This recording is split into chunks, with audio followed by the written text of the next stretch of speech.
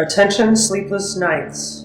Thank you for consuming this OSI 74 product broadcast, live from the Black Knight satellite.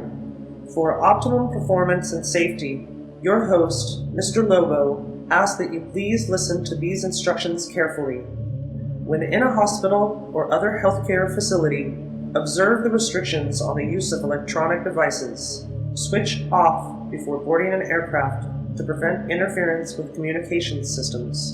Do not operate this device in the presence of flammable gases or fumes, chemical plants, or where blasting operations are in progress. Always listen hands-free while driving a vehicle. Failure to observe these instructions may lead to immediate termination. It's time now for the show to begin. Thank you. Have a very pleasant evening. You're not dreaming. You're here in the dark with Paul Sanders and Mr. Lobo for another Sleepless Knights podcast. pODDcast. That's right. Paul, how are you? This has been a rough... Low energy, that's how I am. Damn. This is going to be fun. The role of a producer. People don't think about the role of a producer.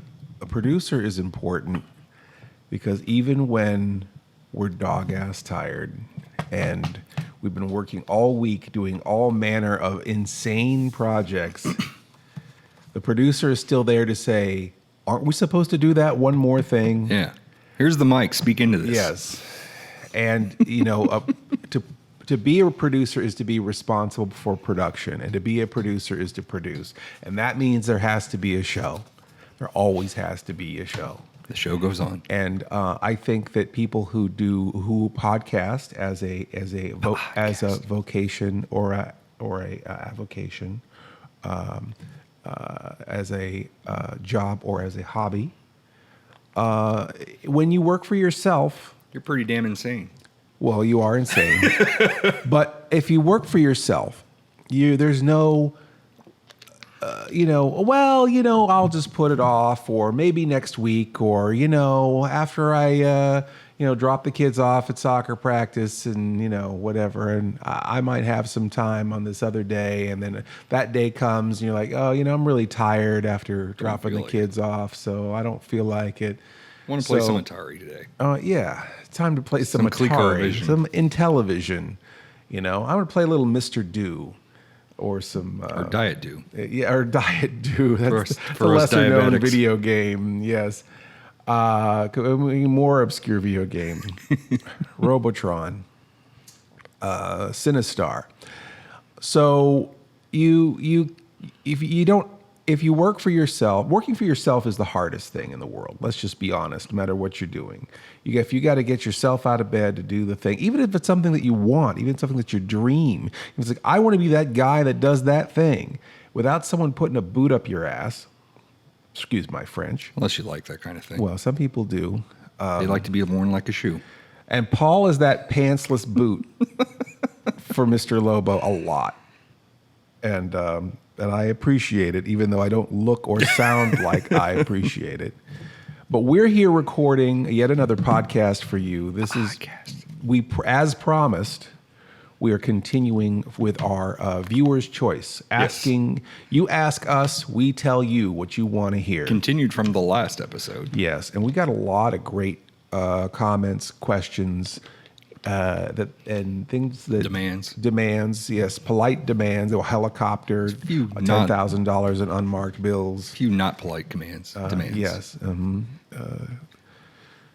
A nubile, sex slave, all the things that you might ask for. But And now that you announce what I'm doing next week, got to keep those Patreons happy. Just oh my God. On everyone's birthday, Paul is going to be doing the nubile sex slave work. So Paul, we got 2 questions from Kelly, and the first one we answered last week. Okay. About traveling, and we want to be everywhere. That's the short answer. So we just need money. We want to be in 51 states in 2 If we had the money, we'd be all over the place. We'd be meeting each and every one of you in person. But the big question, which was too big to answer in that last 10 minutes of the show, is this.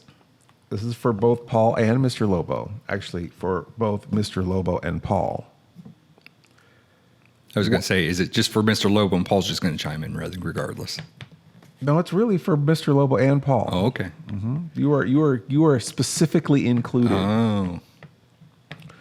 What are some of your favorite films to watch?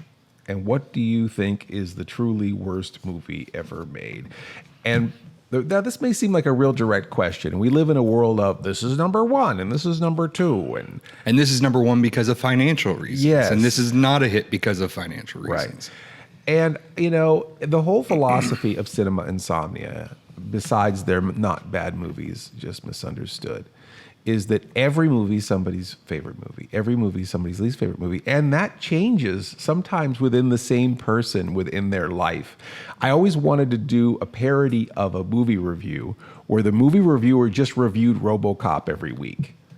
And so the first week it's like, I just saw RoboCop. It's an awesome satire and it's fun and it has so much action and I give it 4 stars. And then like the next week, I can cross that one off my list. And then maybe the next week, you know, maybe he has a new baby, so he's real sensitive about the violence or whatever. So then he comes back and says, hi, I'm here to review RoboCop again. You know, I'm really concerned about the violence in RoboCop. That thing that I loved last time. I'm a new father now, and I don't know how I feel about this violence in RoboCop. And then maybe years later, their kid graduates college or whatever, and they're real excited, and they watch RoboCop again. Because they just got it out of the dollar bin. They bought it for $1. Yeah. I bought that for $1. I'll buy that for $1. Yeah, they bought it for $1. Long stretch for that joke. Yeah, and it paid off though. Yeah. It was worth it. Uh-huh. And then it's like, you know, I saw RoboCop. I gave it another try, and boy, that film was a lot of fun. I give it 3 stars, and then the guy's wife leaves him, and he reviews it again. Oh, I give it 1 star. I hate that movie. So she left me because of this movie. Yeah, my wife. Yeah. You know, so you know, again, sometimes when you say what's your favorite movie, that's what's your favorite movie right now. You know, this second. A lot of times that happens with people is that they have a view of themselves. Are you going to play the dog shit card already? No, I was just fumbling with the cards, all right. But it just happens to be the dog shit cards on the outside. I was fine. Paul's rolling his eyes, playing the dog. I'm talking too much. Play this one too. The Paul's resting card. Paul, rest. We're going to shoot you tomorrow. No, we're not going to shoot you. We're just going to shoot video tomorrow. I thought that's why I needed my rest so I could run. Yes, that's right. You're going to shoot you, so you better run. You better run. Get your rest now. I think that with the show, other than people's moods changing and such, I think people have an image of themselves, you know, like the clothes they wear, the things they do. And a lot of people set these things when they're like in high school, you know. I like rock music. You know, my favorite food is pizza. I like to, you know, Star Wars is the best movie, you know, of all time. And they take these things through their whole life. Even if maybe their tastes have kind of changed, they still, when people ask them, they have their parroted response of their favorite thing. Even though their favorite thing right at that moment might be something else. So with all of that rigmarole and BS said, we decided that we would break the concept of favorite films to watch into different categories. And then Paul and I would just sort of riff on it, and this is what we're feeling right now. How we're feeling right now. We didn't really. Now, when we're editing this a little bit later, That's our feelings could change. Yes, by the time you are listening to this, this is all obsolete because who knows how we even feel about these things. All right. So, favorite films to watch. So, Paul, you have some suggestions? So I got some stuff. Now, here's the thing that when we used to go to the video store was one category. It was action adventure. Now, do we consider this action adventure or do we consider this action and adventure? And adventure. Well, Paul, like, what do you consider if we were to split it into two, like, what would you consider an action movie versus an adventure movie? Well, adventure movies, obviously Indiana Jones. Yeah, I could see that. Right? Yeah, but that also fills the action category, doesn't it? He's punching Nazis in front of punching Nazis, airplanes. But I guess the thrills of that is not. I mean, the thrill of it is the whole journey more so than the fighting, right? Right.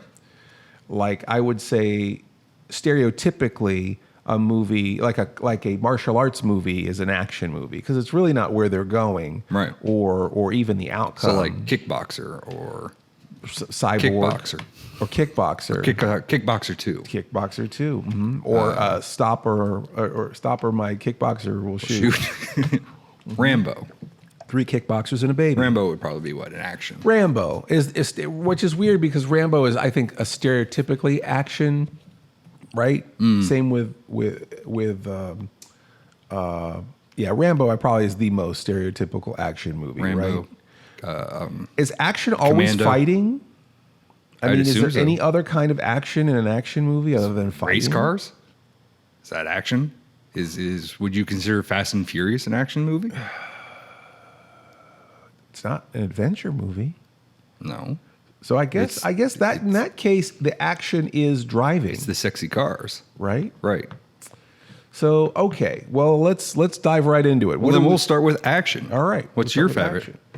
What's your favorite action film? Favorite action movie? Right this second. I would say Aliens. Aliens? Because I don't really consider Aliens a horror movie. Or sci-fi? Not really. Because Aliens or Alien? I guess I should specify. Aliens. Okay. Aliens. The sequel. Because I feel like that movie doesn't even need to be sci-fi. I mean, that if it were a bunch of Marines on some island with a bunch of bugs, it would be the same movie, right? Okay. Yeah. So I think that as far as an action movie, I think that's probably one of my favorite action movies. I'd like to see your video store. Where's Alien? Where's Alien? Oh, Over that's by in action. Where's Alien? Oh, that's in horror. Where's Alien 3? Oh, that's cult. Yeah, where's Alien 4? That's comedy. That's in the garbage. That was another movie I actually almost walked out on, was Alien 4. Yeah. I really didn't like. I just thought they betrayed the Ripley character. We won't go into that now, but we'll just leave that alone. Just so that's action movie. So I would say Aliens. Aliens. Just off the top of my head, Aliens. that's what I consider an action. I would I'm stuck in between either Die Hard or Lethal Weapon, any of them. Lethal Weapon, any of them. Pretty much any of them. Because it's just the same movie, right? I mean, Lethal Weapon. If I have to pick one with Lethal Weapon, probably Lethal Weapon 2 spoke more to me than any of the what others. is James Bond? Would that be adventure? Is it action? It kind of is action. I guess it'd be action. And it's kind of adventure. But it's kind of adventure. Maybe that's action adventure. Is it sci-fi? Sometimes it's sci-fi. Depending on what era, I guess. Sometimes it's, that's a tough one. Because I might think like there's some spy movies that kind of go in that category. Danger Diabolique. See if I have spy movies. Can I say Danger here. Diabolique? Is that an action movie? I don't know what that is. So you don't know what that is? I don't think so. Sounds familiar. Help me a few bars. It's he's a jewel thief. He's a gentleman thief. Oh, the Pink Panther. Not the Pink Panther. he's got kind of a Spider-Man kind of suit. Like he has a I think a gray one and a black one. Mm. And he has like a secret underground layer with with giant computers, and he just does these super crimes. He's like a super criminal. Okay. It's great. I don't think I've seen it. From the 60s. It's the same. That's probably why I haven't seen it. Dino De Laurentiis joint, and it's sort of like Barbarella. The sensibility is like Barbarella. It's very high styled. Okay. So now that I'm going to watch that, now that's going to change my results. So Aliens and Diabolic, as my action films. And Paul's like right on the money. Like Die Hard and Lethal Weapon 2. There you go. If I had to pick one, there you go. You got the meat and potatoes version, and then you got the mineral water version of which am I? I think you're the meat and potatoes version. Is that because I'm not wearing pants? Well, yeah. Paul's letting his meat and potatoes into this conversation. Should we try to cram adventure in here, or go right to break? Let's quickly do adventure. All right, we'll go with adventure. Go ahead. I would say Raiders of the Lost Ark. Raiders of the Lost Ark. I would go with Temple of Doom. Ooh, that's Dixie's favorite. That's my favorite, and that's always the black sheep of the series. A lot of people don't like that one. Yeah, I think that it sort of has that sort of Gunga Din vibe. It doesn't have God and Nazis, which I think people like to see in their Indiana Jones movies. It has a god, Yeah, it's kind just- of but not Satan, not the white true Christian God. right? But we both think Raiders of the Lost. We're both thinking in the Indiana Yes. Jones series for adventure. And I think that for me, the reason why that one sticks out more than anything is that's probably the first movie I remember seeing in the theater. You know, Yes. so that probably sticks out more than Raiders. I was probably too young for when Raiders came out to even have seen that. Although I've seen Raiders when it first came out in VHS. I'm going to say another one for adventure, Buckaroo Banzai. What? I know you don't. Buckaroo who? Yeah, I know you don't like. Who, Rapunzel? But that movie, but see, that movie's also sci-fi. But there's a lot of, it goes through a lot of paces. But it is about the journey. It's not about where you're going or anything else. It's just not where it ends. It's just taking these characters from one stupid situation to the next. I don't think I have a second. I don't know if I can throw another one out. You can't throw another. Oh, really? I just figured since we both did Indiana Jones, I would do like a different one? weirder one. Okay. You know, because that's definitely more. That's your definite one of your high-ranking favorite movies. So if it doesn't make on the list somewhere, it has to make it. Yeah. Yes. It is one of my favorite films. And Sharp-eared people would know that Buckaroo Banzai is in the procrastination video. it is. It's- And you have to listen really hard, but it's there. Close. And there's a Buckaroo. So is another favorite And then movie. Ready Player One, the guy's dressed like Buckaroo Yes. Banzai. Well, there's references to it, in the book. So we want to go to a break and then We'll come go back? to a break and then we'll come back. All right, we'll be back with more of our favorites. We come from the retro future. We want you to be nostalgic for what's to come. A new channel and distribution network for smart people with bad taste, featuring content from Church of the Subgenius, Creature Features, Cinema, Insomnia, Sleazy P. Martini and Guar, Troma, Corey Maccabee, horror, sci-fi, Saturday morning cartoons, midnight movies, and assorted trash we love. Add our channel OSI74 to your Roku player or visit OSI74.com. All systems go. Indiana Jones. That was the big winner in the action adventure category. And I think that, it's one of those movies that's very self-aware. It's trying to put itself in that category of adventure. And growing up in Northern California, I had a neighbor who went to school with George Lucas.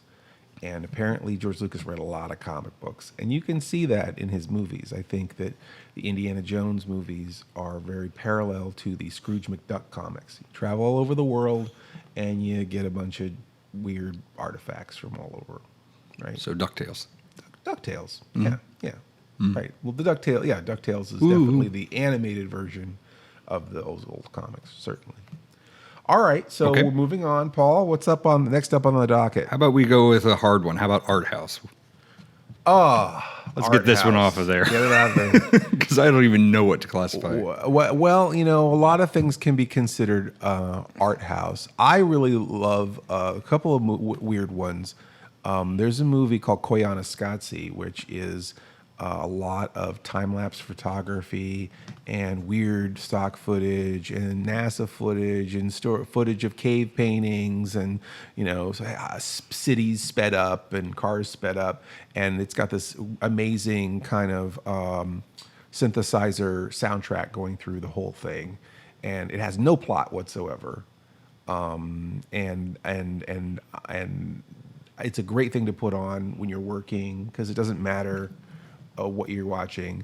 Another one that I would put in that category would maybe be Eraserhead, early David Lynch. Haven't seen it, so. Never seen it. Mm-hmm.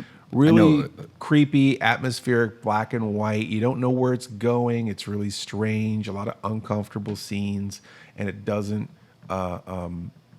You wonder what his motivations were in making it because it doesn't follow any pattern of any genre. So what's your pick after explaining all that? Well, I picked those. I would. Those say are your those would picks? be- so Those are your for picks? right now. Yeah, I would. Would I you say consider that. like Dark City maybe an art house film? Yeah. Okay. I'll go with that one since All I don't right. really. Nothing else is really coming to mind. Of that. Yeah, I would mean go that's with a movie Dark. where it's a smaller movie, but it's really strange and kind of Is that high concept or low concept? I always get confused. I think it's high resolution. Is But yeah, Dark City is definitely that could go in a couple cult probably too. Sci-fi. But that certainly wouldn't be playing at the Megaplex. You know, they wouldn't be lines around the block for that movie. I saw that in the that would probably big theater. be playing. Usually, a movie like that might play in a smaller theater. You know, certainly at a Revival House now because it's an older movie. I mean, that calling back to this is one of those where it's a financial failure because it never played well in the theaters. But it's a good movie. Yeah, it's it a is. real thinker. It's not. Yeah. We're going to tell you everything. No, it's not. And some pretty good cast members too. There's a couple other movies that I want to throw out there that are similar to that. And I would even say something like Akira could be an art house movie, even though we haven't got to the Akira animation. or Akira? Akira? You know Akira? Yeah. You pronounced it differently. You say Kira? I just said Akira. Akira. Did I do not the not enough in my Kira? Maybe. Okay. You know, that is an animated film based on a comic book. See that? And again, comic book movies might be a category too. Well, look at that. It's on So there. a lot of things go cross. We cross the streams a lot in movies. It's very hard to keep them straight in one genre.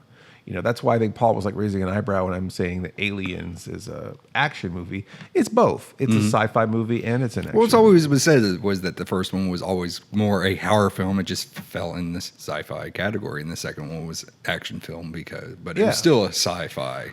Well, and Terminator, if you think about it, is just Halloween with a cyborg. It's just Michael Myers as a cyborg. You know, Terminator. I forgot about Terminator. Unstoppable killing machine and a female victim trying to get away from it. And it doesn't really matter if that guy is possessed by a demon or whether he is a insane murderer or whether he's a cyborg or whatever trapping you need to explain this event. It's still a stalker trying to kill someone for the whole movie. Yeah. Honorable mention Terminator 2. I don't know where to throw that though. I guess that would be action. It could be action. That would be action. I would say Terminator 2 Now that would be gives action. me 3. Yeah. There's a lot of 2s in my list. I think, Yeah. you know, and that's one a rare find because a lot of people don't like 2s. It's interesting because sometimes the 2s are the strongest, right? The second one is the strongest. There's a few very rarely is the third one the best. It's really like, oh, each one got better than the last. No, usually not. Usually it's like the first one, it's like proof of concept, and then the second one they get everything tight and working, and then the third one kind of falls apart. Like I would say the Star Wars movies, obviously Star Wars, the first Star Wars is always the original, and people often say the original is the best, but there are a lot of people in the camp of Empire Strikes Back being the strongest and having the most depth and the most to chew on. They all need each other, of course, because they all lead into each other, but I think everyone agrees that Return of the Jedi is not the strongest of those 3 films. And I think for me, sequels are probably the strongest because just like Temple of Doom, that's a movie I've seen in the theater. Right. Terminator 2 I saw in the theater. I didn't see Terminator 1. I was probably not old enough for Terminator. Yeah. Lethal Weapon. I saw Lethal Weapon 1 on VHS, but 2 I saw in theaters. So I think that there's probably the aspect of this is something I saw on the screen versus something we just rented or whatever. Well, and I think before reboots were a catchphrase, or not catchphrase, but a format phrase, or whatever you want to call a reboot, or remakes and reboots were kind of really common, are commonly thrown out there. But in Hollywood in the 70s and 80s, a lot of times the sequel was just a reboot. You know, they just regurgitate the same what's the story with higher stakes, like Ghostbusters and Ghostbusters 2, Highlander, Terminator and Terminator 2, Alien and Aliens. I mean, even though Aliens is a sequel, it happened so much later than the first Alien. The two, but the storyline is that they come out of hyperspace, the hypersleep rather. They come out of hypersleep. They have to deal with this nightmare of aliens and being taken over by aliens, and then they defeat the aliens, and then they go back to sleep. Right. So the story is somewhat. Don't wake up from sleep. Don't ever wake up from hypersleep. That's what you're supposed to learn from that. And even Evil Dead, the first Evil Dead and the second Evil Dead, correct, have pretty much the same storyline. They're just reworked. Because he had access to higher graphics or higher, I don't want to say graphics, I want to say Effects. Effects. So So they higher just basically, technology with the effects and a bigger budget. right. And So this is kind of what I wanted to do, Yeah. so I'm just going to redo it and just include this stuff. And I know that in the case of some things like Addams Family and Addams Family Values, they felt like the filmmakers, or Barry Sonnenfeld, what I heard anyway, felt like he kind of fumbled with the first Addams Family, so he wanted to make it up by trying to make the second one more ambitious or better. I don't know who would think the second. I mean, so I guess some people think Addams Family Values is better than Addams Family, but I think they did fine with the first Addams Family. What happens in Values? His Values is when they already have the kid. I think they've got the baby in there. Is that when they're ejected from the house, or that's the first one? Second one's when she goes to camp. She goes away to camp. Right. There's some Right. funny jokes. Is in this there. lemonade made out of real lemons? Yeah, Yes. yeah. Are those Girl Scout cookies made out of real Girl Scouts? Yeah, I mean, definitely there's some great jokes in the second one, but it's interesting that philosophy of we're going to redo. This is what we wanted to do the first time around. We just didn't get there. We'll keep it with the crappy track. How about we go with romance next? Get this one off the list. Oh yeah, let's get this out of the way. Romance movies. Shape of Water, wouldn't you say that's a romance I movie? would say, but I haven't seen it, so I can't really put a vote in on that. Even though that's a horror movie, I mean, it's very romantic. I remember liking Annie Hall a lot, the Woody Allen movie. That movie is kind of like this romance that over a long period of time of two people who've had a relationship over a long period of time. Would Baby Driver fall in romance? Would I put that in there? Well, I don't know, because he's kind of distant for a lot of that movie. You know what I mean? I don't know if the romance pushes that movie. I think the forward. romance picks up on the third act. Yeah, When Not she like- becomes threatened. Not like the romance in Spoilers. episode 2, Episode 2. Attack of the Clones. Oh, God. Someone jumps up on top out of a giant flea cow in the middle of. Are you an angel? Oh my God! That's not the second one. That's the No, first that's one. the first one. I do resent romance being injected into movies indiscriminately. I feel like that's divisive. Romance always seems to be just the same movie, just reskinned every so often. Yeah, I mean, I understand that, we're human beings. We have obviously natural attractions. We have to procreate and mate and meet our mate, and that's part of what moves us forward through our lives. And it's easy to motivate a character by going, that girl I like is in trouble, and I'm going to save her, and then we'll get married and have babies. So. I don't know. I just, a lot of times I feel like, is that what this story's about? Is that what every story has to be about? I do feel like I don't mind a romance movie, but I sometimes feel like it's a cheap device to motivate a character in a lot of movies. So yours is The Shape of Water? I would say for right now, that's probably the most romantic film I've seen in a long time. I think I'm just going to bail with maybe Only the Lonely. That's John Candy. Oh, okay. And that is John Hughes, one of the earlier John Hughes, I believe. We'll go with that. Ali Sheedy, I think, is the one he's in love with. Is that, if I got that right? I don't know. I'm just pulling it out of my ass because I don't want to say Pretty Woman or anything else. Cause and I'm thinking off the top of my head too. I would think like 16 Candles is a romantic movie, right? I guess. I don't know if I'd say I've seen I that one hated either. Pretty in Pink. Right. Good Lord. I saw that again in the theater. And I didn't like it before because I felt like they sold the nerd out, It's like she ends up with the jock at the end of the movie. And it's like, oh, great, especially as a nerd, as a teenage nerd as I was. It's like, it was an affront when that movie came out. I was like, oh, great, we need to be sold even shorter, But I guess the reality is that Molly Ringwald is an awful bitch. Sorry, Molly Ringwald, if you're listening. Well, she's never going to be on our show now. And there goes our real girl 7. And real 7 girl. She wasn't attracted to John Cryer, who was the nerdy guy. So they changed the storyline to suit her. I think is how I've heard that. And in the behind the scenes stuff, it seems that sort of rings true because she admitted she wasn't attracted. And then my answer to that is, you're an actress. You don't have to be attracted to the lead. You have to act and serve the story you're making. Find it in yourself to love that nerd. Anyway, can we get one more in before the break? That was it. Sorry, that's it for romance. You think? What? You think we can get one more in before break? One more romantic film? No, one more film in general. Oh yeah, one genre. Let's try one. How about biopic? Oh, that's easy for me. Okay. Ed Wood. I think that, and it's tough to call that a biopic because it's more like a Back to the Future movie, which, and by that I mean it's a comedy with historical affects to it.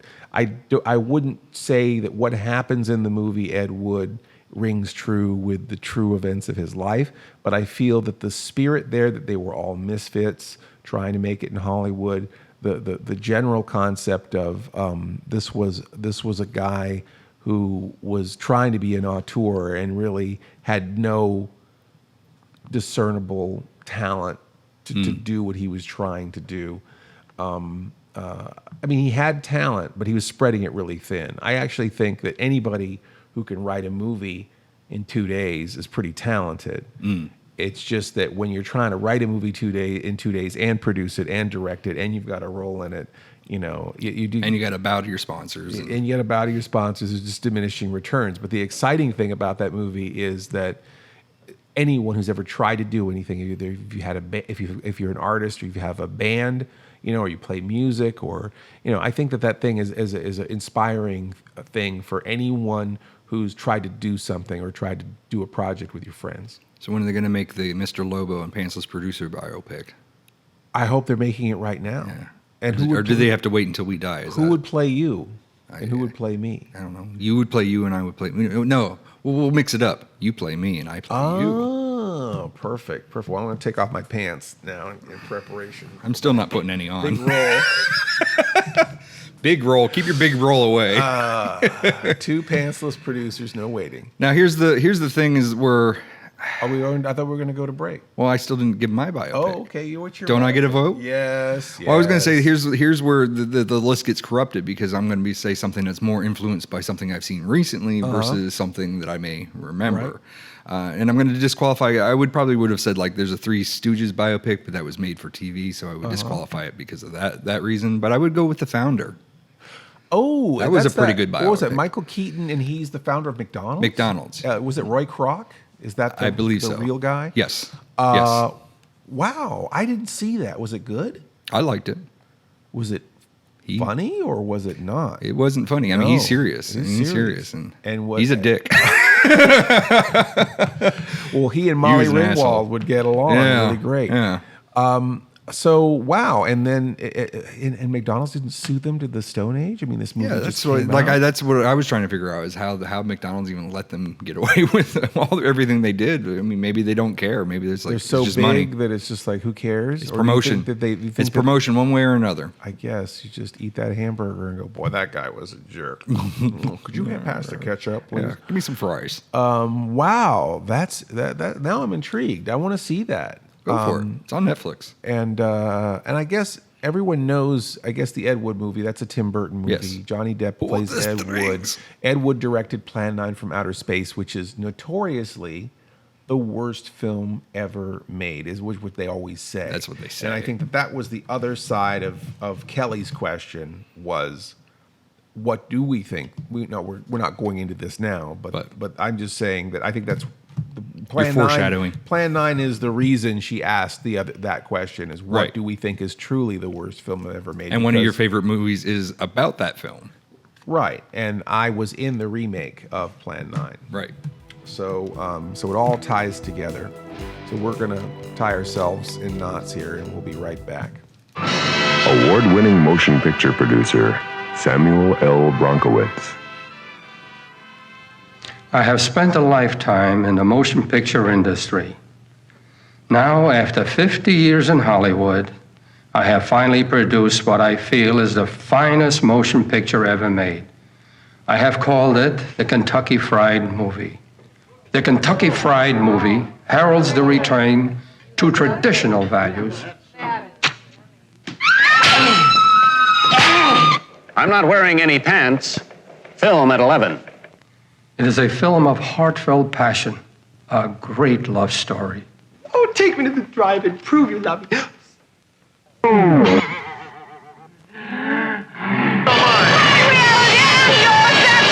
It explores the subtle nuances of interpersonal relationships. Of course, there are occasional moments of comic relief.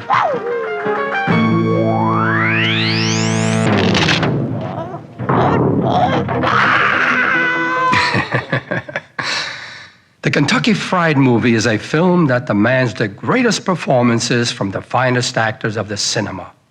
Hey, look, Wally. Wally. I tell you, this building is unsafe. City's in flames! The National Guard is powerless to deal with the situation. Governor, what are we going to do? An anticipated 10% price hike across the board on petroleum products.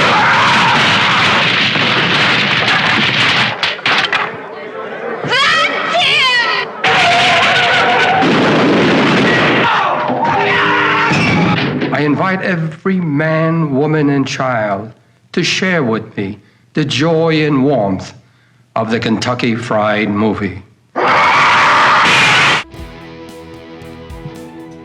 Oh boy, I love going to the movies. It always confuses me when people bitch about the movies because I love the movies, and even if my team loses, even if my feet stick to the floor and people are talking, I still, most of the time, have a good time. Because most of the time, I'm not just watching the movie, I'm watching the audience too. And I can enjoy a bad audience sometimes because I get a vicarious thrill out of watching other people be uncomfortable. So if I'm in a room full of people who aren't enjoying a movie, I sometimes start liking the movie a lot more. Mm. So that's I'm a sociopath, basically. Feeding off I remember seeing. I am growing more powerful. More powerful. I feel the hate growing in you. I remember seeing Alien. Help me, Annie. He calls him Annie. Stupid little orphan Annie. So I remember seeing Alien 3, and audiences who saw Alien brought their families and kids, and then the first scene is like Newt getting an autopsy, and then just like, this is so brutal. There's like rape and everything else happening in this movie, and I mean, kids are crying, and couples are arguing with each other and leaving, and by the time it came to the end of that movie, where everyone felt ripped off. Spoilers by the end of that movie because of how what happens, right? Which is interesting because when I'm sure we can spoil it. I guess so. When Terminator goes down into liquid steel, that's a satisfying ending. Well, he's also giving me a thumbs up, so he's good. I'm good. When Ripley goes down into liquid steel and she's taken the Queen with her, that's bad, right? That's a bad ending, right, even though it's the same ending for both of those movies. So I loved Alien 3 coming out of it because the audience was so angry with it. The whole audience was so pissed off that it somehow filled me with joy. I may need to see a doctor to see why I felt that way, but it made me like that movie that people hated it so much. Cool. Sure. Anyway, so what's next on the docket? How about a couple of quick ones? How about anthology film? Oh boy, there's so many. Right. Oh, when I wrote this, I'm like, well, there's just this one, and then I sat there and thought, I'm like, whoa, there's more than what you think. There's so many. And you know what? Anthology is probably one of my very, very favorite genres of film. And most would associate it with horror, but I guess wouldn't Kentucky Fried Movie be more of an anthology film than anything else? Yes, it would.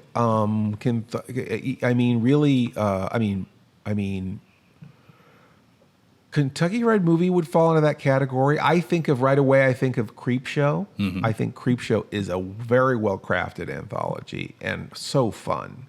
And then Heavy Metal is probably one of my other favorite anthology films. It's basically playing on a comic book movie, playing off Metal Hurlant or heavy metal. Well, the magazine. Creepshow is also playing off the comic book And I guess that's too. true. Yeah, it's at least sort the of first one is. I don't know if the second one is. Let's talk about Creepshow 2 for a minute. Creepshow 2 was terrible, but it has some moments. The one Which with one's the, Creepshow the one 2? with the wooden Indian is Okay. lame.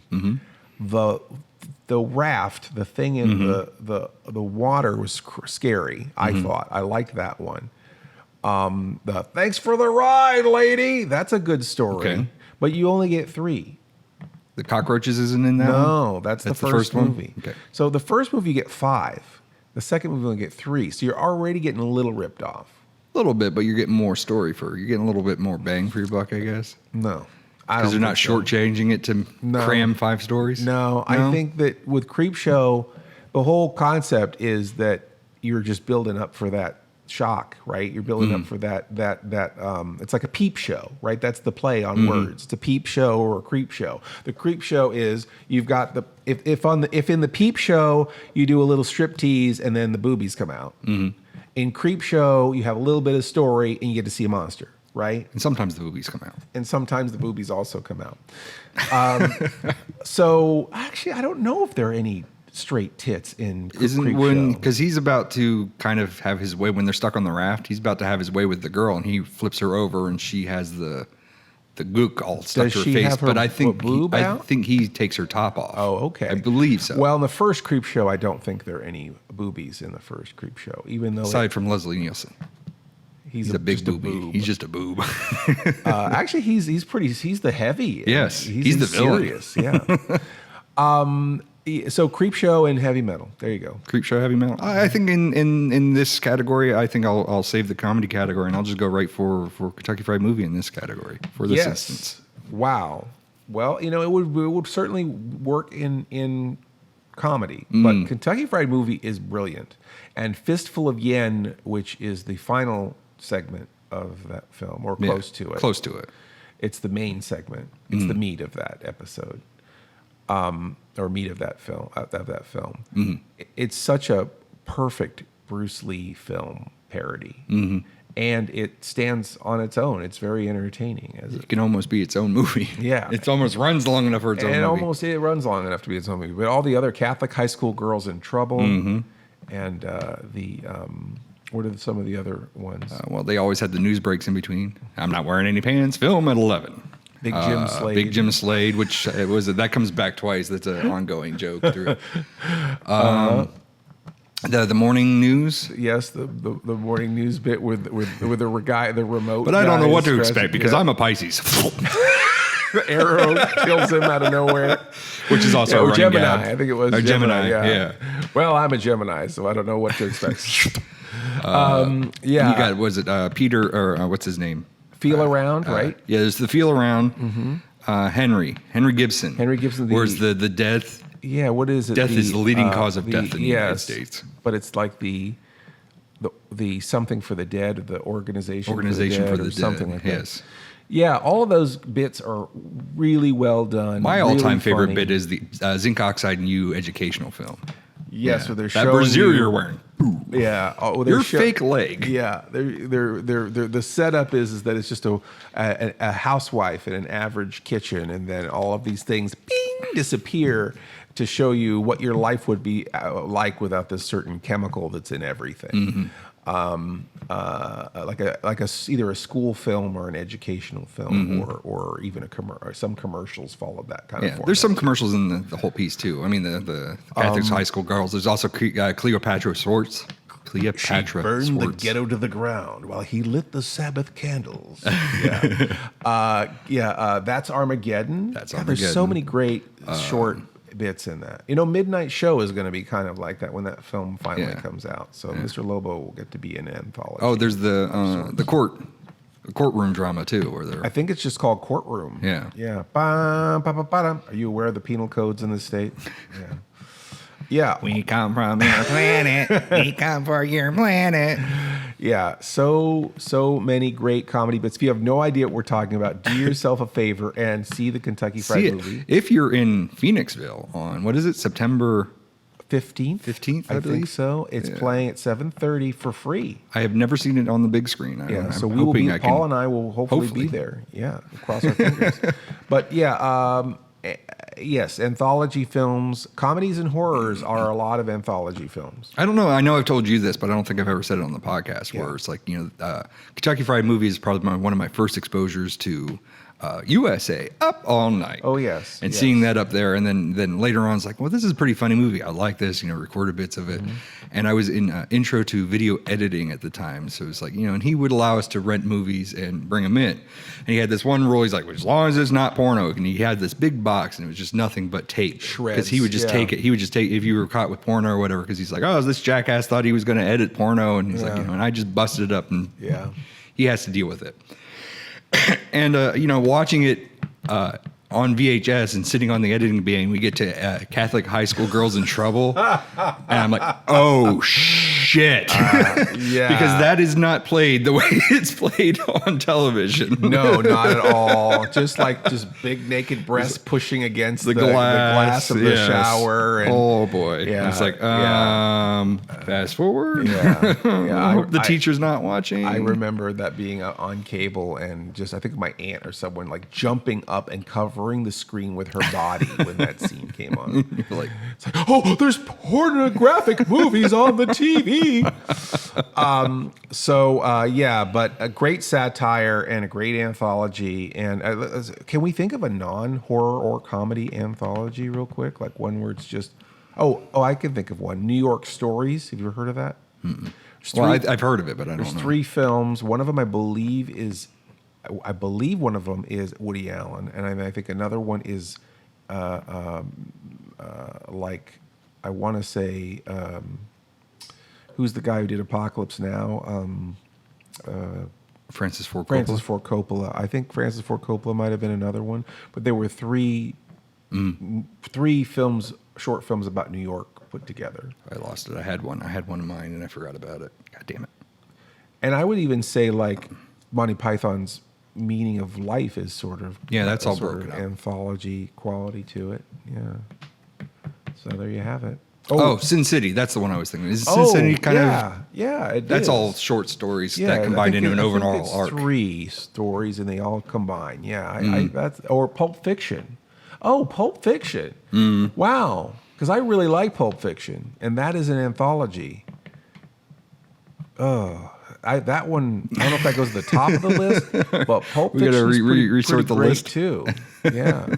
So there you have it. So there's a non-horror or comedy anthology for you. Okay. How about we get some big ones out of the way? Here's another one that if you were in the video store, it was the same category. It was sci-fi fantasy.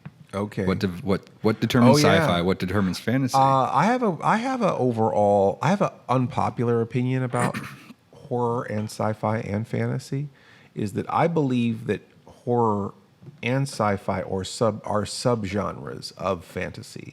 So fantasy is the larger piece, and then that breaks down into fantasy being toward horror or fantasy being toward sci-fi. No, I guess what is the general consensus is fantasy is medieval, sword and sorcery, sword and sandals, sword and sorcery. I think not necessarily elves and stuff like that, because I guess Conan has sorcery in it. I was going to say Conan. Conan has sorcery. Yeah. Would Krull be sci-fi, or would Krull be fantasy? I think it's both. Well, I think a lot of them combine into fantasy. I mean, Star Wars was actually billed as a fantasy film. It is a space fantasy, because really it's a fairy tale.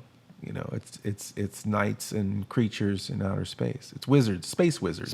Star Wars is just Space Wizards, Ghost. the movie. Yeah. So which one are you going to go for sci-fi? For sci-fi? Yes. Oh, sci-fi. Jeez, that's tough. Growing up, and they talking about the 14-year-old version of myself. My whole life, I've told people that my 2 favorite films are Brazil and Blade Runner.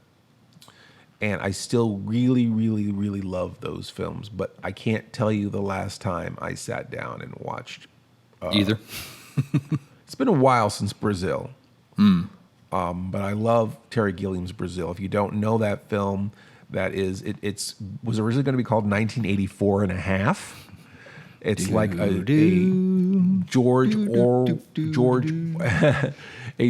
Orwell kind of dystopian future. It's comedic, it's satirical, and has a lot of really weird, crazy effects and effects sequences. And if you like Monty Python, Terry Gilliam was one part of it. Was 1/6 of Monty Python. Michael Palin is also in Brazil. Yes.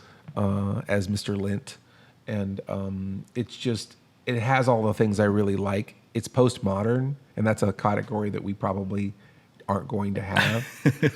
But I actually like postmodern movies, and if you don't know what postmodern is, it kind of unstuck in time and culture. So Pulp Fiction is also, I would consider, a postmodern movie because it doesn't.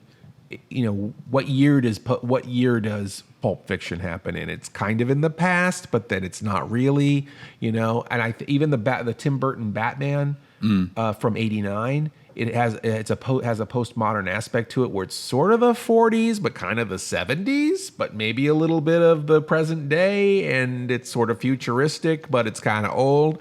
And even Blade Runner, I think, has a postmodern aspect to it. It's sort of the '40s, kind of the future, So I like movies like that where they're not so attached to a really specific time period. So, but would I still put Brazil and Blade Runner as my two favorite sci-fi movies? Used to be Star Wars forever. Yeah. But I feel like that Star Wars ranks on there, but I don't want to put it on this list. I think it's too easy. It's a cop out. It's like saying your favorite band's the Beatles. It tells you zero about that person. But then for me, it's like I'm trying to figure out, well, what would be the replacement if I'm not going to say Star Wars? What would be that thing? Star Trek? Would it be Planet of the Apes? Would it be? Yeah, it's tough. Is Planet of the Apes really sci-fi? Well, yeah, no. I mean, it's a lot. Yeah, I mean, it's in the future supposedly, or is it in the past? Or it's in the past. Is it in the retro past? It was Earth all along. It was Earth all along. Spoilers. I think, but yeah, I'm still gonna go with Blade Runner. Blade Runner? Is that your final answer? I think I'll go with Blade Runner for right now. Okay. What about you? Yeah, like I said, I'm not sure what to fill in without naming Star Wars. Mm-hmm. And then it's just like I don't know what to fill in. I mean, I like Planet of the Apes, but I don't think I like it that much to fill the gap. I mean, Star Wars. You're saying Star Brazil Wars is no slouch. Yeah, you're saying Brazil and like 12 Monkeys is coming up. Where it's like, well, that's a pretty good, and that's Terry Gilliam as well. And it's got your action and stuff. There's a lot of. 12 Monkeys is a great movie. Yeah. It's been a while since I've seen it though. Yeah. It's been a long time. Blade Runner is one of those movies that it's the impact of it was not critical or financial, but the impact of it was so strong stylistically. Like every city in every movie after Blade Runner wanted to be Blade Runner. And the same thing with Road Warrior, which I guess Road Warrior, is that an action movie? That's what is Road Warrior a fantasy movie? It's kind of all of it. It's a little bit action, it's a little bit sci-fi, and it's a little bit, what was the three things? Fantasy. It's a fantasy action sci-fi. Yeah. And Road Warrior, like Blade Runner, stylistically affected so many movies. Like every movie, every every post-apocalyptic scene after Road Warrior wanted to be Road Warrior. Every dystopian scene after Blade Runner wanted to be Blade Runner. I think what I'm going to go with sci-fi, because I originally was going to put this in a different category, but we may nix this category. I think what I'm going to put for sci-fi is I'm going to put Guardians of the Galaxy, the first one. Oh! That's what I'm going to put in there. Wow. And that's a great sci-fi movie, and a lot of fun, movie. And so many ideas in it, you know, so many great ideas in that movie, where that was a lot. That's the first time in a long time I saw a gee whiz kind of sci-fi movie where I came out of it literally being blown away by the spectacle of it. And they're all basically losers. They're the loser club that just and again, the best of what's left. Right. That's the Ed Wood aspect, right? Where it's just sort of like you and your friends trying to do your best. it's up to you to save the world, but really you can barely get out of your own way. Do you want to do fantasy before we get out of the? Let's do. I mean, fantasy. we're a little over, but we'll do fantasy since we already have that one. Do it. Go ahead. Oh, me? Yeah, you. What was your final answer on sci-fi? Are you still sticking with the? I'll do Blade Runner for now. Blade Runner, okay. For now, okay. But it has been Brazil in the past. Fantasy. I really enjoy the first Conan a lot, and I come back to it. I really enjoyed. There was one movie called what was that movie called? Damn it.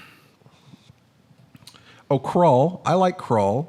I think Krull is a good fantasy movie. Beastmaster. God damn it. Now I've got too many. But do like the Sinbad movies count? Like the Sinbad in the Eye of the Tiger? Actor? Yes, the comedian Sinbad. The comedian Sinbad? Yeah, right. So what, Jingle All the Way is your favorite movie? Exactly. No, I'm thinking like Sinbad in the Eye of the Tiger or The Seventh Voyage of Sinbad. Why not? I mean, those are pretty those amazing had theatrical too. releases, if that's what we're And they were fantasy categorizing. films. Jason and the Argonauts. I think I'm going to go with Jason and the Argonauts. Clash of the Titans? Oh, man. Clash of the Titans is really good too. The original, not the remakes. See, I don't even think of myself as a fantasy fan per se, but I love when I see a movie and there's creatures, there's a lot of ideas in it, and those movies are adventure movies too. You know, people always talk about the Star Wars movies and they're like, oh well, I don't need to see this movie because I don't need to know what happens between point A and point B, and it's like, well, yeah, I mean, if you frame it like that, but really with these movies, they're supposed to have adventures. It's not really about. It's about the journey. You know, they meet the tree people, and then they meet the Hawkmen, and then they go to the ice planet, and they just keep going. You know, my big drag with the Star Wars movies, especially recently, it's like they go to a desert planet, and then they go to another desert planet, and then they go to a third desert planet, and then there's a Death Star, then there's another Death Star. Wait, we're talking about Star Wars, or we're talking about Flash Gordon? Both. But then there's Flash Gordon, Yes. the 1980 Yes. Flash Gordon, which is a remarkable fantasy. How many and nightmares did you have when he had to put his hand in that thing? in the tree? Yes. Oh my God. That was like the most raw thing I ever saw when I was like, I don't know when that movie, 9, I guess. I must have been 9 years old or 10. And putting your hand, when you're with the tree man and you putting your hand in that tree and there's that, we don't know what that thing is that's in there. But Is it a scorpion? Your brain goes crazy wondering what's going to happen to that guy. Yes, that's another great fantasy sci-fi film. Flash Gordon with Sam Jones as Flash Gordon. Right. What's really funny kinda is crosses that the I line. was somewhere and there was somebody was like, I hope they never remake Flash Gordon. And I'm like, Flash Gordon's a comic strip. Yeah. Flash Gordon was made in a movie in the 30s, and then it was made into a movie in the 50s, And a radio drama. Yeah, and a radio drama. It's like you can't. The remaking is not an option. It's And just then it was remade as Star Wars. it's an adaptation. You know, people get really upset about Planet of the Apes. It's an adapt. There's a book. You know, it's like it's not fair that one person makes the movie off of that book and then nobody else gets a shot at it. Frankenstein, that was a book. No one's remaking Frankenstein. Frankenstein's a book. Anybody can make Frankenstein. So, And we were promised a sequel, God damn it, to what? to Flash Gordon. Oh yeah, It ends to be continued. Yes. Ming the Merciless gets his That's right. ring at the end. He does his maniacal laugh. Maniacal laugh. Yes, he says it just like that. Maniacal laugh. We never got. And it's Max von Sydow is amazing as Ming the Merciless. If you haven't seen the 1980 Flash Gordon, go see it. I remember I had a contest. We had a contest as to who to bring the gayest movie. And someone brought like Hedwig and the Angry Itch, and someone else brought Rocky Horror, and I brought the 1980 version of Flash Gordon, and I won for the gayest movie. So what's your final answer? A lot of sequins. Count the sequins in the Flash Gordon movie. Do I have to have a final answer? I mean, I did go with Die Hard and Lethal Weapon too. So it Yeah, doesn't have to be definitive, I I guess. guess. And I you know, guess- we already said we're going to change the flavor as soon as we Right. turn the mics off. It's like, I mean, you if remember? Flash Gordon? Barbarella. There you go. There it is. I'll go Barbarella. Split all the differences. For fantasy film, which is interesting because Danger Diabolique and Barbarella and the 1980 Flash Gordon were all produced by Dino De Laurentiis. So if you want to give yourself a nice comic book trilogy of 3 really funky, weird, colorful movies, treat yourself to Danger Diabolique, Barbarella, and the 1980 Flash Gordon. For myself, I was going to go with Fury Road. But then I'm like, that's kind of too recent. Is there anything that we can dig a little deeper? And while you're talking, I'm looking at the poster behind you, and I'm like, that's more of a fantasy movie. Yes, 100%. And I used to watch the shit out of that movie. I mean, it's more Chinese fantasy, but it's still fantasy. So I'm gonna go with Big Trouble in Little China. I'm gonna go with that poster. That's a great movie. I'm gonna go with that in this category. Big Trouble in Little China, a great fantasy film. Lots of action and adventure as well, and comedy. And I think in the 80s they did a lot of genre bending, where you have this idea of we're going to give them a little bit of everything. We're giving them a little sci-fi, a little fantasy, a little horror, little laughs, and kind of try to build that audience up. Trucker movie. Trucker. Originally, it was going to be a Western. Can you believe it? Yeah. Well, that technically, Kurt Russell's not the star. It's his partner that's actually the star of that movie. But Kurt Russell has the star power, so they build it off of him. Yeah. But if you watch that movie, he does not have any of the heroic traits. It's his buddy that has all the heroic traits. Yes, he's just there for the ride. Right. But he definitely is wearing he's got the hero tank top on, so everybody's looking at him. But yeah, that movie was going to be a Western, Big Trouble in Little China, and then they, I guess, figured it would be too expensive to do it as a Western, and they just modernized it. So and just brought it to the future. That's a weird thing to try to watch that movie and try to imagine it happening in the 1800s. Okay. Are we wrapping this up? We're wrapping it up. Are we wrapping it up for good? Oh no, we got one more segment, we're going to a commercial. They've got extra with this one because we went way over in this portion. So they got 10 minutes more. Whoa. This episode now comes with 10 minutes more. But not more Lloyd. Just 20% more raisins. All right, we're going to go to a break and we'll be right back. Finally, a party game for all that useless knowledge. Play the award-winning, best-selling, world's greatest trivia card game, Movie Buff. A game about every motion picture ever made. Order now from purvisgames.com.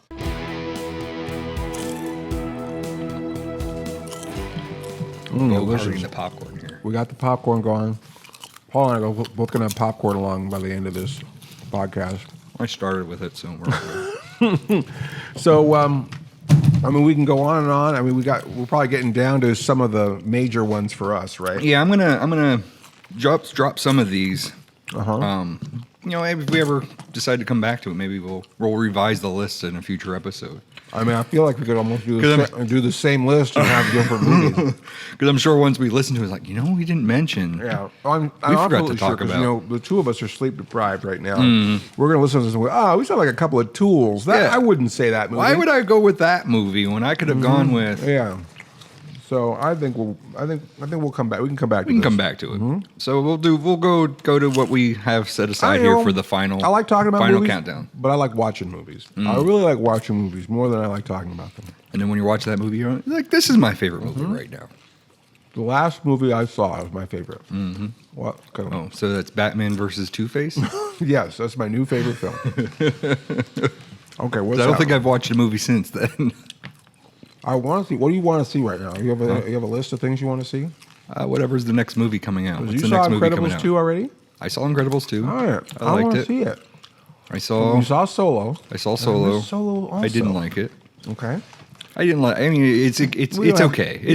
We can not talk about that later. It's eye candy. I'll give it eye candy. But as far as story, what about Deadpool 2? You saw that too? I saw Deadpool 2. Damn it. Loved that one. I don't know. You and I were talking about a thing where the more modern stuff now is that they've been re-editing trailers to fool you.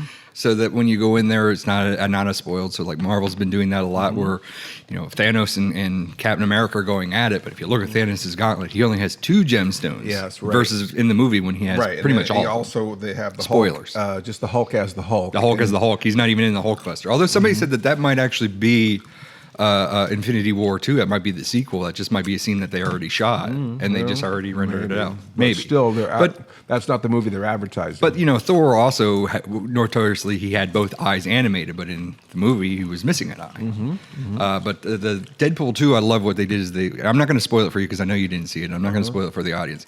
But the commercials, the advertising, spent a huge amount of time on this one aspect, and this is that was like their selling point to this movie. And that movie is a second of the film. That's like one full second of the film, and it's like the ultimate Deadpool trolling. He just trolled the audience. Everybody wanted to see this one bit, and no, that's funny. Fooled you. Well, and with Deadpool, what else can you expect but the unexpected, really? Right. All right. So let's go with the final. We'll go down to the final 4 here. So we're jumping down the final 4. Final 4. So we'll go with the horror. Fantasy sports ball. Horror. Oh, okay. This is my category, right? Right. Horror host. So this, is cult. Now again, is the cult section usually within the horror section? If you're in your virtual VHS rental place, sometimes.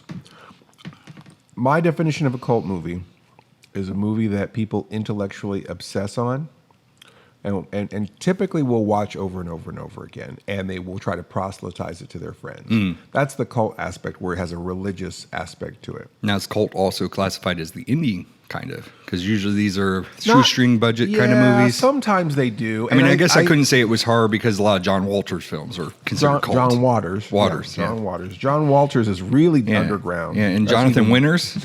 Boy, what about his movies? Very underground. John Waters' films are hard to even define as cult movies because I feel like people do obsess on his movies, but to be honest, the way I feel about John Waters is I like talking about John Waters, and I like talking about his films, but his films are so upsetting to watch that they're not ones that I feel like putting on and watching over and over and over again. It's not like Rocky Horror where I can just see that movie, 40 times. You don't want to watch somebody eat dog shit? I watch you eat dog shit, Paul. I don't need a movie for that. That wasn't dog shit. That was McDonald's. The McShits came later. The McShits came later. All right. So we'll go with horror then, All right, we'll go with horror. A lot of great horror films. To be honest, one of my all-time favorite horror films is also a comedy, also a sequel of sorts, I guess. It's definitely a spiritual sequel. Dances with Wolves? No, this is Return of the Living Dead. Okay, I can see that. Now, is that would be considered cult? It's kind of a cult film, yeah. That would be kind of considered cult. Because people obsess on that movie and they talk about the details of it. They know the lines from it by heart. To me, that's a real cult movie. I think a lot of times people say, "Oh, it's cult," but they really mean it's obscure. This is a movie no one's ever heard of or very few people know about. Very few people knowing about it doesn't make it a cult film. Not in my definition. I think that might be someone's definition of cult. Just obscurity doesn't make it cult. It makes it an oddity. It makes it interesting. Oh, I've never heard of this. Oh, this is weird. But like Santa Claus meets the Ice Cream Bunny.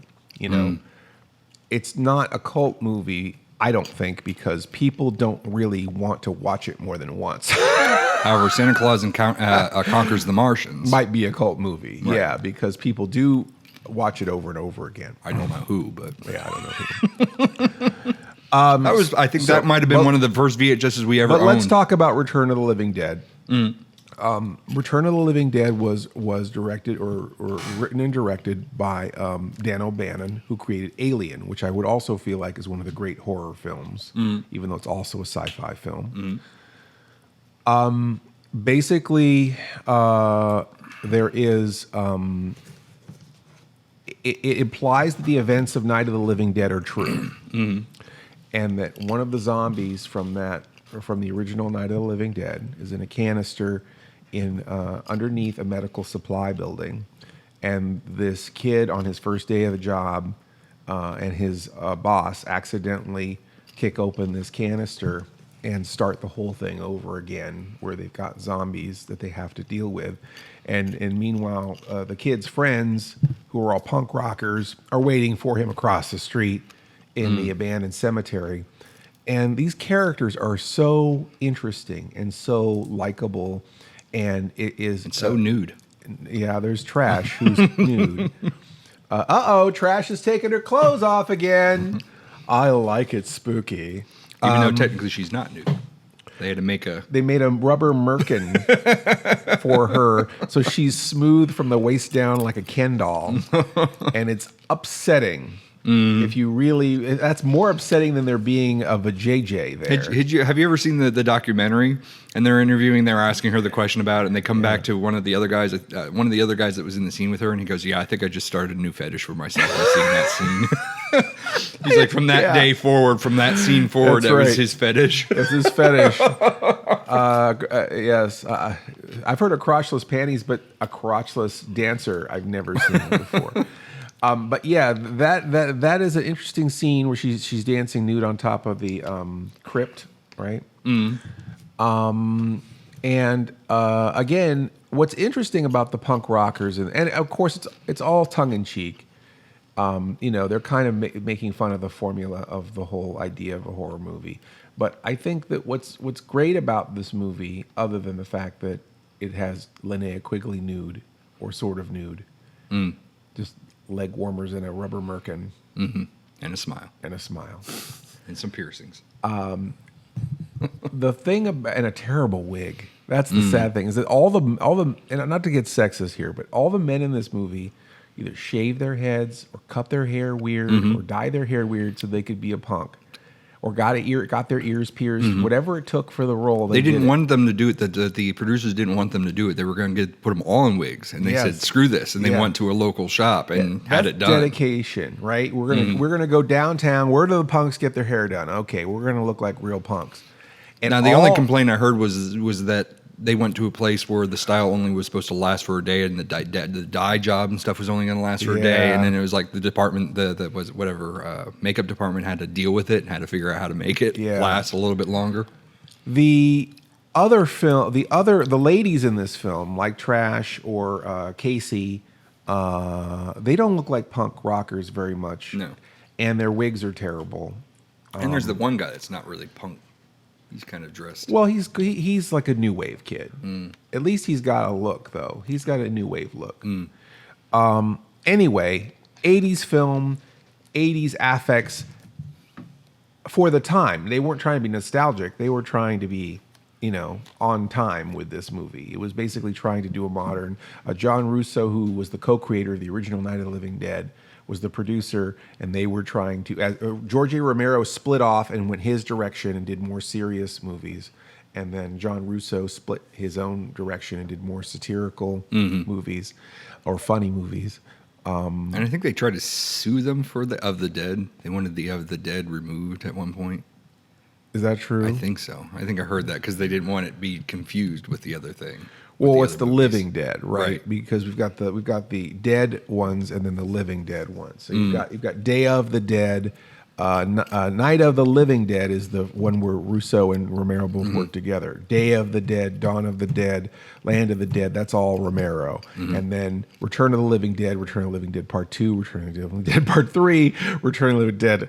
Oh, those two awful ones. Please do yourself a favor and never ever seek out the Necropolis, Return of the Living Dead from the Sci-Fi Channel. Rave to the Grave. And Rave to the Grave. Please, please, give some self-respect, please. Don't seek those out. See, my exposure to the series is I never saw 1 and 2 until much, much later. My exposure was 3. Oh, okay. 3 was the first one because, and it was just a weird, because it was the photographic cover with her and all the glass, all the glass and stuff. And it's like, what is this? What is this? Why does she have piercings like that? And I guess, again, they were trying to modernize it and make her, more, instead of punk, she was goth, right? So she's cutting herself. Yeah, well, that film came out, 90s? So yeah. So again, they weren't trying to be nostalgic, but they got there. That's a very nostalgic film to watch today. The original Return of the Living Dead. And what I was going to come back to say is that the punks and the old people the working class punks and the working class older people, establishment adults, have to work together to come against this thing. So it's not like the authority figures versus the punks. It's like the old people and the young people working together to fight a common enemy, which I liked. And it has some laughs in it. It's got some real scares in it. Some of the greatest movie monsters, Tarman, that woman, the witch. Yes, all the zombies are very individual and look different. They're and a not- very down ending. and a very down ending. Nobody makes it. But somehow still fun. Like that's the weird thing. It's like Dr. Strangelove, where it's so satirical that even though the ending is a downer, you don't come away from it feeling sad about the situation. You know, it's not like, oh, I'm so sad. I never want to see that again. It's like, that was fun. You know, everybody died, but I had a good time at the movies. All right. I don't know, because horror is not really my go-to. I mean, I'm more comedy and action adventure. I mean, a lot of this stuff is like later on discovery into the Friday the Nightmare on Elm Street. I never really watched any of the Friday the 13th, but Nightmare on Elm Street was kind of that kind of go-to. I believe it's 4 is the one that I remember the most. That's the one I've seen in the theater. I'm just going to have to go with one of those for now, because right now I can't really think of What, Nightmare on Elm anything. Street? Yeah, Nightmare on Elm Street, I guess. Let's go with 3. 3's the better of them all. What is that? Like Dream Warriors? That's the Dream Warriors. Okay. Yeah, we'll go with that one. Nightmare on Elm Street, Dream Warriors. Let me throw something else out there too, in the horror category, since this is sort of my category. I do love the original Night of the Living Dead. Don't get me wrong, and I do love classic horror movies. The Invisible Man, if you want to do a classic Universal monster, I think that's probably my favorite of those ones. I do enjoy Frankenstein. Son of Frankenstein is my favorite of the Frankenstein ones. Monster Squad. And of later 80s movies, I do like Monster Squad. And I even more so, also Fred Drecker movie, one of my all-time go-to favorites. Whenever I've got a party happening here and I want to put on a fun horror movie, Night of the Creeps. Night of the Creeps is fun, you know. The good news is your dates are here. The bad news, they're dead. They're creepy. No, that's not... That's a different movie. But it's Beware great. of the Blob. We got to throw that out there. The Blob. We need to hashtag Blob. Yeah, and always the Blob. I mean, I watch it every 80s Blob or 50s Blob? 58 Blob or 88 Blob, both. Both? Yeah, and I feel the same way about John Carpenter's The Thing versus the Howard Hawks thing. Both, because they're so different that if you want aspects of one, you don't necessarily want aspects of the other. Howard Hawks' The Thing is classic, so good, and The Thing is really scary, like genuinely scary. And the same with the '80s Blob, well crafted and gross. And the original Blob is classic, and it's so wholesome. Like it's like the only horror movie where they believe the teenagers. Yeah. You know, I sat there with my then 11-year-old daughter. Yeah. I think like last year was the first time I've ever seen the 50s Blob from beginning to end. And I'd assume that I've seen it at some point in time, but that's it's an entertaining movie, and in a weird way, that's when a movie becomes a cult movie too, because it's like, especially with the aspect of Blobfest, it's this tradition where we watch it over and over and over again. We know all the words, and we know it by heart, and we still keep watching it. And we want to tell our friends about it. Okay. All right. So then what's cult? Cult, as I had said before, intellectually obsess on. And in my life, there are probably 2 films that I intellectually obsess on the most as far as what I would consider cult classics. Well, there's a lot. I mean, I guess cult is probably my genre even more than horror, to be honest. I like things that are underappreciated and overlooked. And we're going back to Plan 9 from Outer Space. Plan 9 from Outer Space, I think, is the penultimate cult movie. Whenever I watch it, it feels like it's 3 a.m. in the morning, and I like that feeling. And even though I've seen it a million times. If it's on TV, I have to stop what I'm doing and I start watching it all over again. I love the lines of dialogue. There's so much dumb lines in that movie, like your ancient juvenile minds. Your ancient juvenile minds? Those words even go together.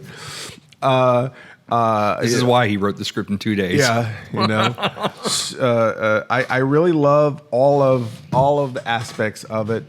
Modern women, they've been like that all through the ages.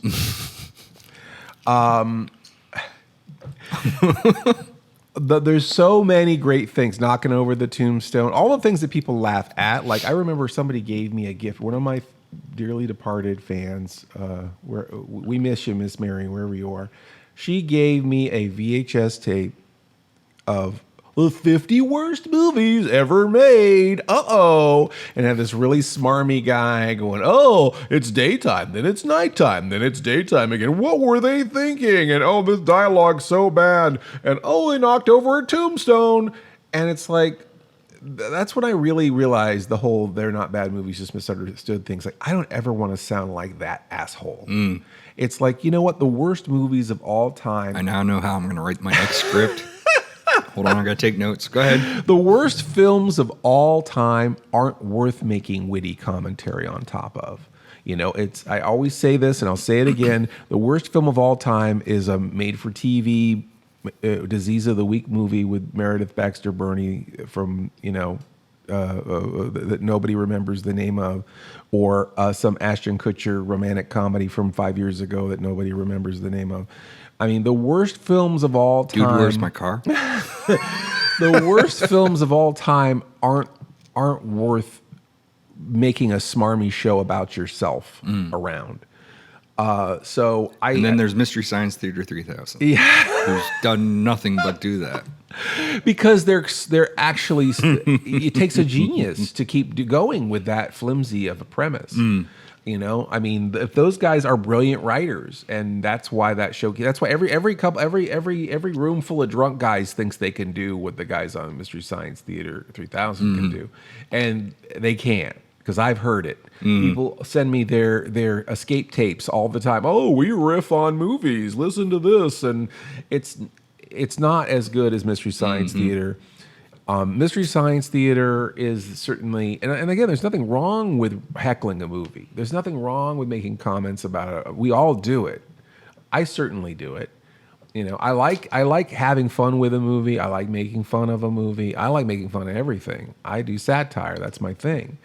I just feel like a lot of these movies are easy targets. And but yeah, I would say Plan 9 from Outer Space would be my cult movie. What about you, Paul? I think my go-to would probably be Frankenhooker. Another USA Up All Night classic. Wow. And not only because it tied back to things later on in life, which is so weird. We're seeing that movie on that show on the TV. Yeah. And then it was like, this is weird, this is stupid, this is dumb. Yeah. And then graduating high school and working on my first film, I got to work with the guy who was the lighting director on our film. And, you try to get to know everybody. He's like, oh, what other projects have you worked on and stuff? And he goes, well, have you heard of Basket Case 1 and 2? It's like, yeah. Yeah, he's like, I was lighting director for that. It's the same director who did Frankenhooker, and I'm lighting director in that, too. Henenlotter, right? So, Frank Henenlotter? I think so. So, yeah, the guy I worked with, he was the lighting director. And then it was like, well, there's a scene where I cameo in. So now we had to go rent the movie. This is this movie that I barely remember from television. Now we're actually watching it frame by frame just to find this guy. And it's like, this is such a stupid movie, but it's kind of likable too. It's just like, and then the same guy was also the lighting director of The Adventures of Pete and Pete on Nickelodeon. Oh, wow. Interesting. So the guy who did Frankenhooker worked on Pete and Pete. Adventures of Pete and Pete, yes. And then and Frankenhooker is one of those where people, they parrot the lines and they'll watch over and over again, looking for a good time. Looking for some action. Got any money? Want a date? Did you have have you seen the box? I've seen the box. Well, our video store, the box didn't work, but I remember the video box famously for Frankenhooker, when you had a button that you pushed on it, and then her little electrodes on her neck lit up, I think. or she just talked. I can't remember if she just talked or if she lit up and I think talked. she might have just talked. I don't think it lit up. But she said all her I think she just said want a date, right? Is that all that she said? I think that's one of them. Yeah. And we don't have that one here. We have the Dead Pit VHS where it's just the green eyes that light up on the front of the box. But that was a short-lived trend of having like electronics inside your video box to sell videotapes. Didn't one of the other ones, didn't Night of the Living Dead or something else have a similar box cover? Well, the sequel, Night of the Living Dead 2. Oh, didn't that have where it had a voice on it? Not so much a voice, lit but up? it had something that lit up, or the box was... Dead Pit. Okay. So, which is a zombie movie, but I don't know. I'm not sure. There might be a Night of the Living Dead one that had that. Okay. I can't think about the top of my head though. All right. So we're over again. So I'm going to skip guilty pleasure and go right to disliked, and we can end on disliked. All right. This long voyage, we're going to end on what we hate. Yeah. Well, movies that I really dislike. Paul, do you want to go first on this? I mean, the thing with me is like I most of the time I just want to be entertained. Yeah. If I'm entertained, if that baseline is solved, I don't really dislike a whole hell of a lot of movies. You know, I can go and I can watch Pacific Rim, and I can enjoy that movie even though people are like the plot line sucks and they don't do this and they don't do that. But it's like I don't give a shit. I'm entertained by that. You know, I'm entertained by Fast and the Furious. They are dumb ass movies, but I'm entertained by it. But I guess if I have to pick a disliked, I'm going to say the Michael Bay Transformers series. Oh wow, the whole series. Yeah, I don't like. I mean, I don't know. Either. I mean, it was. I mean, the first one was okay, and then it was diminishing returns. Really like the only thing I don't want to get real. I don't want to get social or politically charged here, but I feel like there's like no minorities in those films that have any kind of ethics or morals or scruples or loyalty. You know, it's like immediately the minority character like sells out their friend or whatever, or you know they go and call like the Indian tech support guy who's like picking his nose, and it's like I don't know. It just makes me sad. And I think in the second Transformers movie they like had the jive talking robots or whatever, and it's like. That stuff just really makes me sad. And that's one of those things where I made an exception. My daughter was just getting into Transformers at the time. She really liked the first movie, and I took her to the theater to see the second movie, and I'm shrinking in the seat and stuff when I'm under his balls, you know? And it's like, oh, I don't want to be sitting here with my young daughter listening to this crap. And, you know, and it just, they're all like sharp, angular looking that you can't tell who's who when they're fighting, and it's just a headache just to watch. And it just was diminishing returns. Each sequel came out. I mean, the last one that came out, the fifth movie, I didn't even bother to see it. I'm like, you know what? I don't need to see this crap anymore. If I don't go to see this crap, you know, they don't have my money. If more people would just not go, maybe they'll make it better. Right. But now there's like a Bumblebee movie, and I'm looking and they're like, oh, look, you know, we were calling back to the series. And I'm like, asshole should have done that from the beginning. Don't make a prequel. I hate fucking prequels to begin with. That's a whole podcast is prequels. Yes. So, I mean, if I have to pick the worst movie, should I pick the fifth one because I never saw it? Because I just didn't even bother? I mean, if I have to pick one... You don't have to pick one. You can just say all the Transformers. I'm just going to say all the, and I want to be specific, all the Michael Bay Transformers, because I love the 85 one. We skipped over the animation, cartoon. And that would have been my pick, was the 85 cartoon. Yeah, which is, we used to do this game where we would name famous people, and you had to guess what movie. And it would be like, Leonard Nimoy, Orson Welles, and Weird Al Yankovic, or whatever. Eric Idle, right? And they're like, "What movie has all that in it?"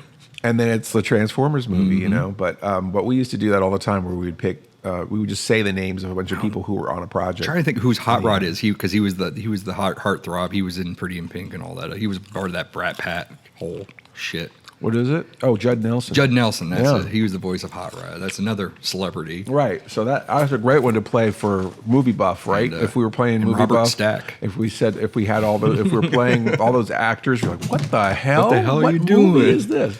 Robert Stack? So, you know, Dixie Road right away would just say Unsolved Mysteries and just call it a day. That's probably true. She changed the whole direction of the round. So go ahead, your turn. Man, you know, we talked about Free Jack last time. That was a really terrible movie, but I've kind of warmed up to Free Jack. I remember White Hot Rage the first time I saw Armageddon on television. I just felt like my intelligence was being insulted. I've seen both of those movies in theater, Armageddon and Deep Impact. But a lot of times, and I wish I could remember the names of some of them, but there are a lot of horror movies where they're kind of like, I'll give you an example. And a lot of people like this movie. A lot of horror people like this movie. But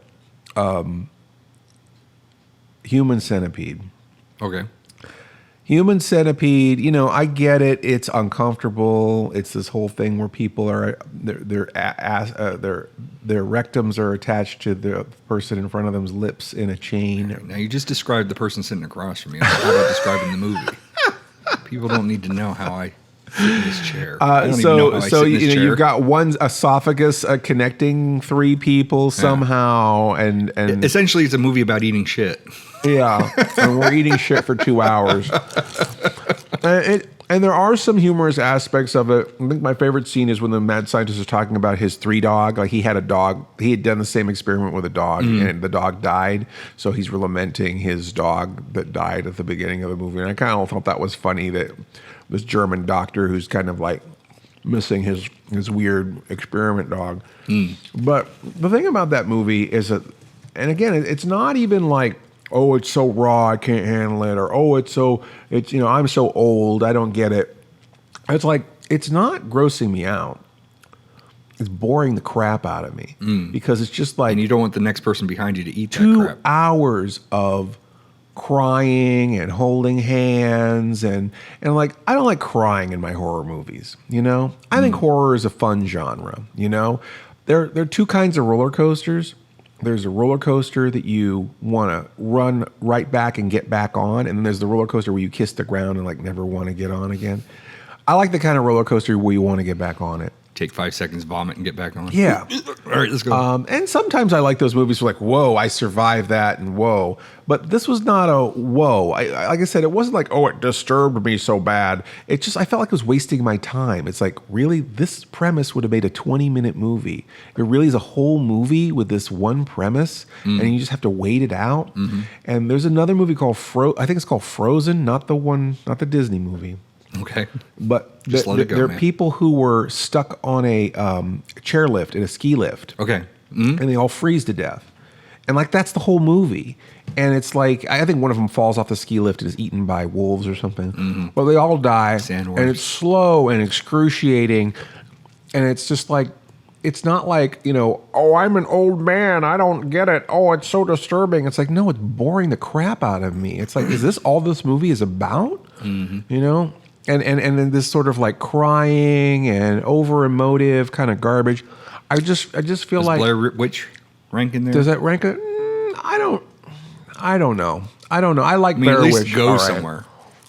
It goes somewhere, and it has kind of a mystery to it. And I think, and at least it was fresh at that time, you know. So I don't know. And like, I guess Hostel, gets that rap for being the torture porn movie. Or the Saw movies. The Saw movies at least are creative, you know? It's like this, they have sort of a Dr. Phibes kind of aspect where it's like, you know, well, you reach your hand in here, and if you do this thing, and, you know. Yeah. It's but you really, can't pull your hand back out because now you got razors in there. Whatever. Yeah. Hypodermic needles. Rube Goldberg's revenge strategies. I'm not going to kill you. I'm just going to throw this out. I mean, it's at least there's, I guess, some cleverness in the mechanics of all the death traps he creates for people. The Purge? Does that rank up there too? Probably. I am not interested in seeing The Purge. I've never seen any of them. I'm not interested in it. No, it's just like, again, it's like, it's not like it's like I couldn't handle it. It just seemed like a waste of my time. You know, I need to have a little more going on than that. It's just excruciating. It's like getting a tooth drilled, you know. I don't know. That's sort of like your Transformers answer, where I just totally went across a whole genre. But torture porn genre. I like fun movies, and I think that to a certain degree, you're making a movie for an audience. You're not necessarily making a movie in spite of your audience. So, I do like to be challenged, certainly, but there's a halfway point between challenging your audience and wasting their time. And on that note, thank you for letting us waste your time. And we are going to be back with who knows what we're going to do next time. But this was an interesting diversion. We want to thank Kelly DeMall for inspiring us to do a whole show based on our indecision, based on the fact that we cannot be pinned down for a straight answer on anything. And for the numbers, we have 12 categories we didn't even touch on. Wow. We just skipped over. So wow. Maybe there's more fodder for a later episode. Maybe Kelly will get a version 2.0. And I think, what episode? 3.0 because we already what answered one of episode our is this, by the way? I don't know. Was this 26 or something like that? Something like that, because we recorded a couple that are open-ended. I just think it's funny that we've been doing this show for so long, and we're just getting down to talking about movies. Just now. But it's not a not episode because it doesn't end in a one. Yes, that's true. But I mean, we do talk like generally about movies, but this was like the most. I think we got a lot of bang for our buck. We talked about all movies. Talked about a lot of movies today, and again with a show called Cinema Insomnia, and you steeped so much in fandom, you would think there would be more movie talk potentially, but we go all over the place. But we just go where it goes. So next week we're going to talk about television shows. Why? I don't know. We could. I mean, we have a television show. We'll talk about music. Maybe we should actually talk about our own television show. How about we talk about music? How about we talk about... You're a music guy, Paul. How about we talk about foreign films? Foreign films? How about we talk about sports? That's the one something that we would... yeah. That would be a short show. At least I have a little bit of... That would be like a 5-minute show. We could talk about hockey and baseball, and then that's probably about the end of it for me. I don't know. I'm trying to think of what counts as a sport for me. Darts. Darts. I might talk about it. Maybe bowling, maybe. Miniature golf, is that a sport? Oh, yeah. Okay. Should. All right. Thank you once again for letting us, sitting in the dark with us and chatting about films. Can I turn the lights on now? And watch movies. Watch them. Stop talking about them. Just watch them and enjoy them. And quit attacking everybody over them. They're magical if you let them be. And again, every movie is not... let me try this again. Take two. It says what you think about a movie says more about you than what it says about that movie. So you're really telling people about yourself when you tell people how you feel about a movie, because a movie is just pictures and noise. It just plays, and the only life it has is the life you bring to it. So if it's good or it's bad, it's what you're reflecting. It's not necessarily what's inherently there. So keep that in mind when you're trolling people on the internet. Thank you. You have been listening to the Sleepless Knights podcast, or should we say pODDcast. pODDcast. Emphasis on the odd. Our theme is by Mars Homeworld at Dead House Music. Our opening announcement is by Ophelia Necro. She does a radio show called Suicide Watch. And you could reach Mr. Lobo at cinemainsomnia.com, or find me on YouTube, YouTube/Mr. Lobo. MISTERLOBO. Mr. Lobo on Facebook, Facebook/MR.LOBO, or on Twitter at Mr. Lobo, MISTERLOBO. Or you can find myself, Paul Sanders, or better known as Bestow TV, at Bestow.tv, on YouTube /Bestow TV, on Twitter at Bestow Prod, PROD, and on Facebook, Bestow TV. If you want to place an advertisement with this podcast, and gosh, why wouldn't you? We could be talking about you right now. Contact us, Mr. Lobo at cinemainsomnia.com. That's MRLOBO @CINEMAINSOMNIA.com. Or support us on Patreon. Patreon supporters get to hear this podcast before anyone else, and a lot of other great stuff, right, Paul? Sure. Doesn't get it better than that, right? So come join the fun at patreons.com/cinema-insomnia. That's patreon.com/cinema-insomnia. Please stay up with us next week for another Sleepless Knights podcast. Or should we say, pODDcast. pODDcast. The best thing about being an insomniac is never having to say goodnight. Good night.